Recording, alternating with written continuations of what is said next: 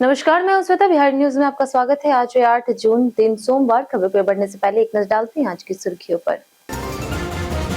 आज मनाया जा रहा अधिक कालाष्टमी। सुबह 3:24 से शुरू होगा शुभ मुहूर्त। प्रदोष काल में काल भैरव पूजा को बताया गया अत्यंत फलदायी।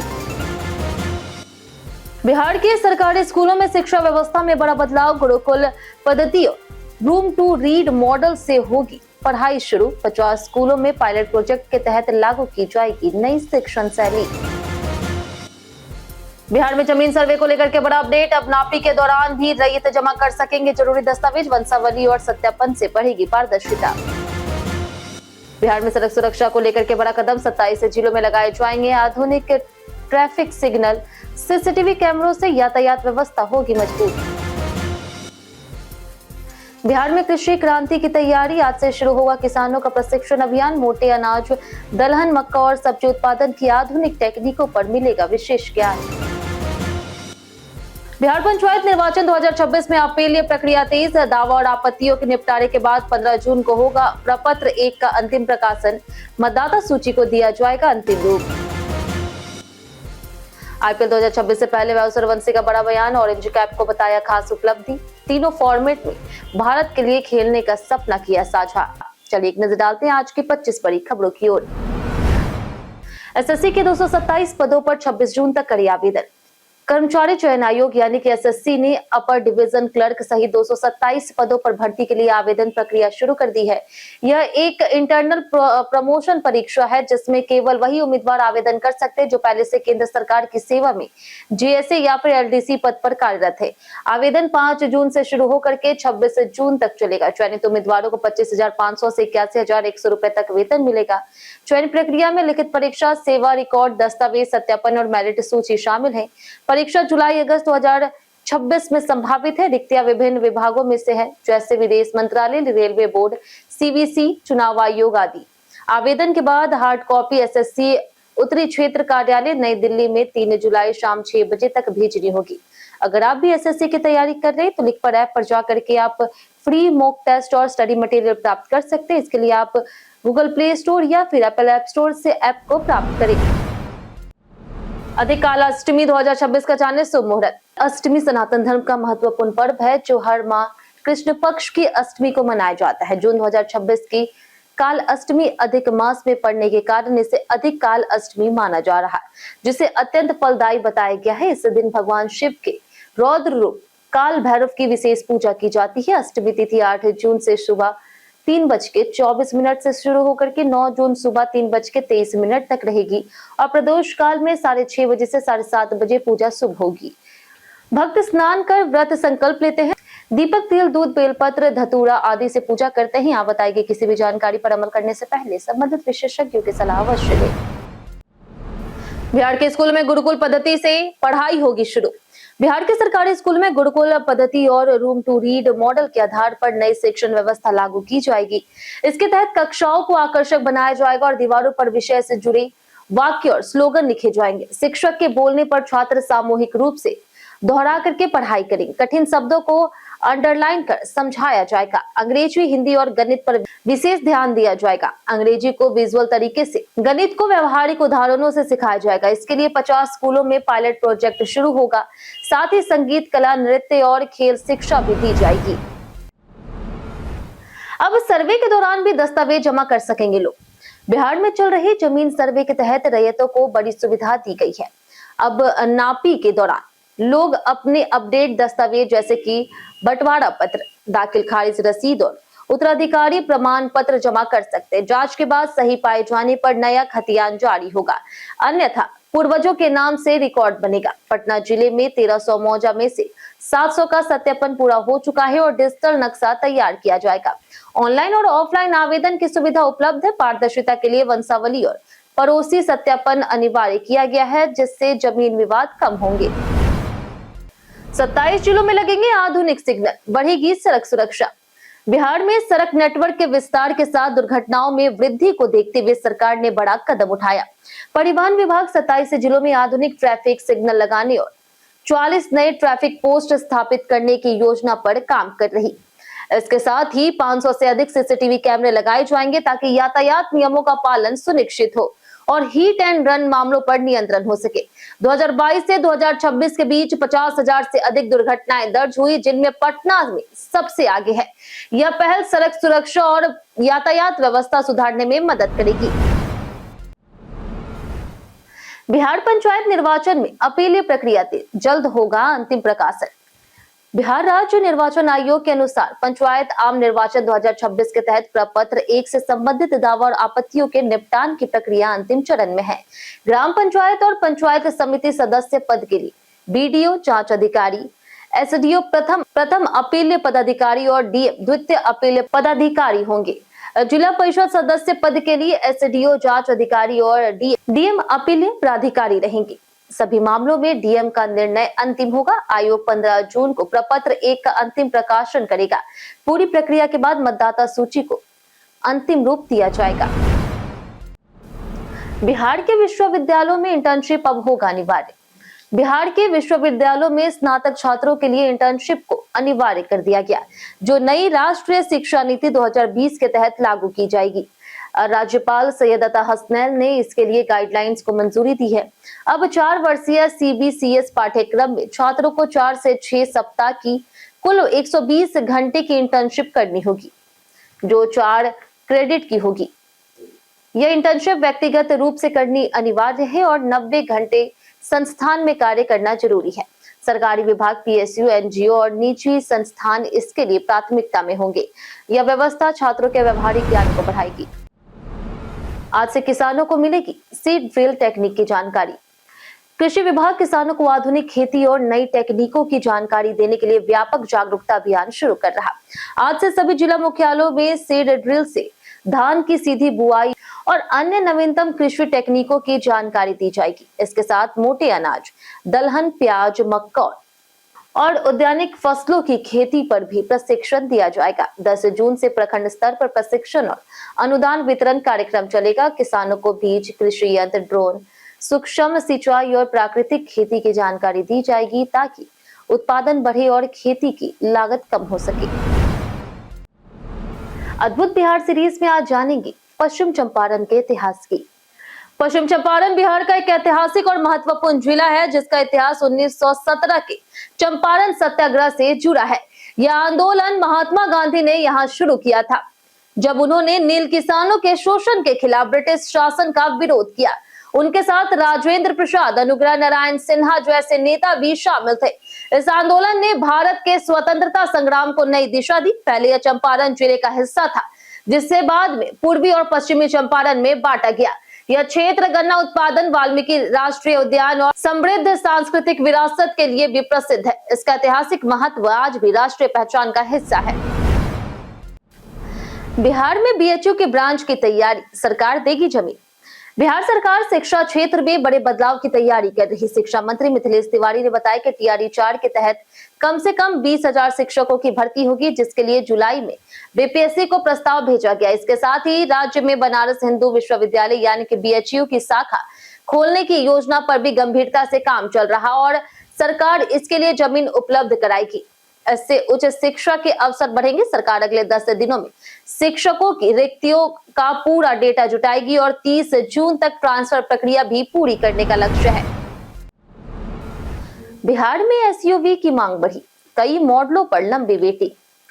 बिहार में 4 पहिया वाहनों, विशेष करके एसयूवी की मांग तेजी से बढ़ रही। बढ़ती आय, बेहतर सड़क संपर्क और लंबी यात्रा के जरूरतों के कारण ग्राहक अब हैचबैक और सेडान की बजाय एसयूवी को प्राथमिकता दे रहे। महिंद्रा की स्कॉर्पियो एसयूवी की 700 और थार जैसे मॉडलों में 1 से 4 महीनों तक की वेटिंग चल रही। हुंडई, मारुति, टाटा और किया के कुछ मॉडलों में 2 से 8 सप्ताह का इंतजार है। मांग अधिक होने से कई गाड़ियों की तत्काल डिलीवरी नहीं मिल रही, इसलिए ग्राहक पहले से बुकिंग कर रहे। पाटलिपुत्रा स्पोर्ट्स कॉम्प्लेक्स में आज से शुरू होगी free training. Pataliputra sports complex में आज से 20 जून तक 7 से 14 साल के बच्चों के लिए फ्री स्पोर्ट्स समर कैंप शुरू होगा। बिहार राज्य खेल प्राधिकरण द्वारा आयोजित इस समर कैंप में football, basketball, athletics, yoga, chess, skating, wall climbing, तीरंदाजी और सेल्फ डिफेंस जैसे कई खेलों की ट्रेनिंग दी जाएगी। यह प्रशिक्षण 2 सत्रों में होगा, सुबह 6 से 8 बजे और शाम 6:30 बजे से 8 बजे तक। प्रतिभागियों को टी शर्ट और सर्टिफिकेट मिलेगा। ऑनलाइन और ऑफलाइन रजिस्ट्रेशन की सुविधा 7 जून तक उपलब्ध थी। मुख्यमंत्री प्रतिज्ञा योजना से हर महीने मिलेंगे पैसे। बिहार सरकार ने बेरोजगार और शिक्षित युवाओं के लिए मुख्यमंत्री प्रतिज्ञा योजना शुरू की है, जिसका उद्देश्य उन्हें कौशल, तकनीकी ज्ञान और रोजगार के अवसर प्रदान करना है। यह योजना 18 से 28 वर्ष के 12वीं पास, ITI, डिप्लोमा, स्नातक और स्नातकोत्तर युवाओं के लिए है। इसके तहत इंटर्नशिप के साथ मासिक स्टाइपेंड दिया जाता है। 12वीं पास को 4,000 रुपए, ITI डिप्लोमा को 5,000 रुपए और स्नातक और स्नातकोत्तर को 6,000 रुपए। बाहर इंटर्नशिप पर अतिरिक्त भत्ता भी मिलता। आवेदन के लिए cmpratigyabihar.gov.in पर ऑनलाइन करना होगा। सरकार ने 650 करोड़ बजट के साथ 1 लाख युवाओं को लाभ देने का लक्ष्य रखा है। यह योजना पलायन रोकने में भी मदद करेगी। पटना नगर निगम ऐप में अपडेट हुआ वार्ड फाइंडर फीचर। पटना नगर निगम ने अपने ऐप में वार्ड फाइंडर फीचर को अपडेट किया है, जिससे नागरिक एक क्लिक में अपने वार्ड की पूरी जानकारी प्राप्त कर सकते हैं। इसमें वार्ड पार्षद, अधिकारियों के नाम और मोबाइल नंबर उपलब्ध होंगे। साथ ही व्हाट्सएप चैटबॉट के जरिए लोग अपनी शिकायतें दर्ज कर सकते हैं या फिर सवाल पूछ सकते हैं। ऐप में डिजिटल वार्ड मैप भी दिया गया है, जिससे वार्ड की बाउंड्री और क्षेत्र देखा जा सकता है। आगे चलकर इसमें सड़कों, नालों, पार्क, शौचालय, पार्किंग और अन्य नगर सेवाओं का पूरा डिजिटल रिकॉर्ड भी उपलब्ध होगा। बिहार में सड़क निर्माण पर जमीन अधिग्रहण बना बड़ी चुनौती। बिहार में ग्रामीण सड़कों के निर्माण में जमीन अधिग्रहण बड़ी समस्या बन गई है। ग्रामीण कार्य विभाग के अनुसार अगले 5 वर्षों में केवल जमीन अधिग्रहण पर लगभग 3,600 करोड़ रुपए खर्च होने का अनुमान है। वर्तमान में 319 सड़क परियोजनाएं जमीन विवाद में अटकी है, जिनमें 51 मामले स्थायी पट्टा से जुड़े हैं। इसके अलावा 47 सड़कें वन स्वीकृति के कारण रुकी हुई है। कई स्थानों पर बिजली पोल हटाने और अलाइनमेंट की समस्या भी है। सरकार ने समाधान के लिए संयुक्त साइट मीटिंग और उच्च अधिकारियों की अनुशंसा को अनिवार्य किया। बिहार यूपी बॉर्डर पर तेंदुए का आतंक, ग्रामीण में दहशत। बिहार और उत्तर प्रदेश के सीमावर्ती इलाकों में तेंदुए की लगातार चहलकदमी से दहशत का माहौल है। बघा, पिपरासी और खड्डा क्षेत्र में तेंदुआ अपने 2 शावकों के साथ घूमता देखा जा रहा, जिससे ग्रामीणों और किसानों में भय बढ़ गया। गन्ना सर्वे और खेती के काम रुक गए हैं। वन विभाग की टीमें पिंजरे लगा करके रेस्क्यू अभियान चला रही, लेकिन तेंदुआ अभी तक पकड़ा नहीं गया। हाल ही में एक हिरन का शिकार और एक महिला पर हमला भी हुआ है। स्थानीय लोग जल्द कार्रवाई की मांग कर रहे हैं। पटना में खान सर के अस्पताल को फायर विभाग का नोटिस। पटना में कोचिंग सेंटर फायरिंग घटना के बाद खान सर के खान हेल्थ केयर अस्पताल पर भी फायर सेफ्टी नियमों के उल्लंघन को लेकर कार्रवाई शुरू हो गई। अग्निशमन विभाग ने अस्पताल को 15 दिन में सभी कमियां दूर करने का नोटिस दिया है, अन्यथा सील करने की चेतावनी दी गई। जांच में कई अस्पतालों और होटलों में गंभीर सुरक्षा खामियां पाई गई है, जिनमें फायर अलार्म, इमरजेंसी एग्जिट और उपकरणों की कमी शामिल है। विभाग ने 60 से अधिक संस्थानों की जांच की है और 5 अस्पतालों को सीलिंग के लिए चिन्हित किया है। संजय मिश्रा की बंगाली डेब्यू फिल्म फेरा का भव्य प्रीमियर। पृथा चक्रवर्ती की दूसरी फिल्म फेरा का कोलकाता के एक मल्टीप्लेक्स में भव्य प्रीमियर आयोजित किया गया है। इस फिल्म के जरिए प्रख्यात अभिनेता संजय मिश्रा ने बंगाली सिनेमा में अपना पदार्पण किया। प्रीमियर में फिल्म की पूरी कास्ट और क्रू के साथ उनके कई मित्र भी शामिल हुए और सभी ने फिल्म के जश्न में हिस्सा लिया। कार्यक्रम में उत्साहपूर्ण माहौल देखने को मिला। इस अवसर पर मीडिया भी मौजूद रहा, जहां से फिल्म की कुछ खास झलकियां साझा की गई। फेरा को लेकर के दर्शकों में काफी उत्सुकता और सकारात्मक माहौल देखने को मिला। जानिए आज कैसा रहेगा बिहार के मौसम का मिजाज। बिहार में मौसम अगले कुछ दिनों में बदलाव के संकेत दे रहा। अधिकतम तापमान पहले 3 दिनों में 2 से 3 डिग्री सेल्सियस तक बढ़ सकता है। इसके बाद अगले 3 दिनों में 2 से 4 डिग्री की क्रमिक गिरावट होने की संभावना है। न्यूनतम तापमान में अगले 5 दिनों तक कोई विशेष बदलाव नहीं होगा और यह स्थिर बना रहेगा। आज उत्तर मध्य उत्तर पूर्वी जिलों में 1-2 स्थानों पर मेघ गर्जन, वज्रपात और तेज हवाओं की संभावना है। इस दौरान अधिकतम तापमान 36 से 38 और न्यूनतम तापमान 26 से 28 डिग्री तक रहने का अनुमान है। पंखे की स्पीड बढ़ाने के जाने 5 आसान घरेलू टिप्स। गर्मी के मौसम में सीलिंग फैन का सही से ना चलना एक आम समस्या है। लेकिन इसका मतलब ये नहीं कि पंखा खराब हो गया। पंखे की धीमी स्पीड का सबसे बड़ा कारण कैपेसिटर की खराबी हो सकती है, जिससे बदलकर पंखा फिर से तेज चल सकता है। इसके अलावा रेगुलेटर की खराबी, ब्लेड्स पर जमी धूल, गलत अलाइनमेंट और बेयरिंग में समस्या भी इसकी वजह हो सकती है। ब्लेड्स की नियमित सफाई और सही सेटिंग जरूरी है। बेयरिंग में तेल डालकर भी समस्या ठीक की जा सकती है। इन आसान उपाय से पुराना पंखा नया जैसा काम कर सकता है। बिहार विधान परिषद चुनाव के नामांकन का आज आखिरी तारीख।